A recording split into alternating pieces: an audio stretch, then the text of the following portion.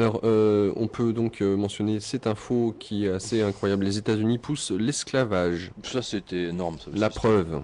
Oui. Superbe information donnée par The Nation et le Business Insider qui vous prouvera, si besoin était, avec ce câble déniché dans Wikileaks, que les États-Unis manipulent la population du reste du monde pour la transformer en leur esclave.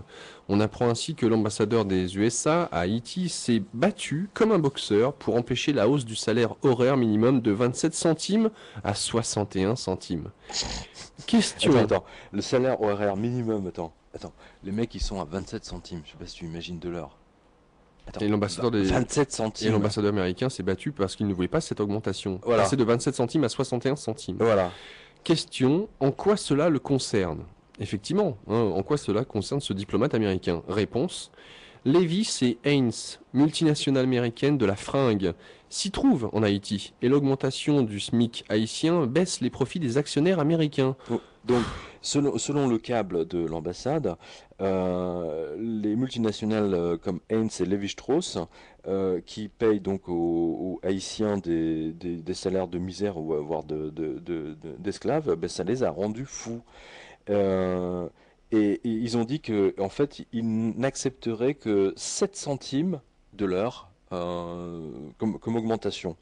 Et ils ont demandé donc au State Department, c'est-à-dire le Quai d'Orsay, enfin le Quai d'Orsay américain, donc le ministère des Affaires étrangères, de s'en occuper. Et l'ambassadeur américain a mis la pression sur le gouvernement haïtien, sur le président haïtien, qui, littéralement a donné donc, je veux dire, qui a mis le minimum horaire, le salaire quotidien Par jour, oui, à ouais, 3 dollars. 3 dollars. Hein. C'est-à-dire que, alors qu'aux États-Unis, hein, le salaire minimum, c'est 58 dollars par jour. Hein. Donc c'est 3 dollars à Haïti et 58 dollars aux États-Unis. Donc on comprend pourquoi les Américains se sont saisis de Haïti.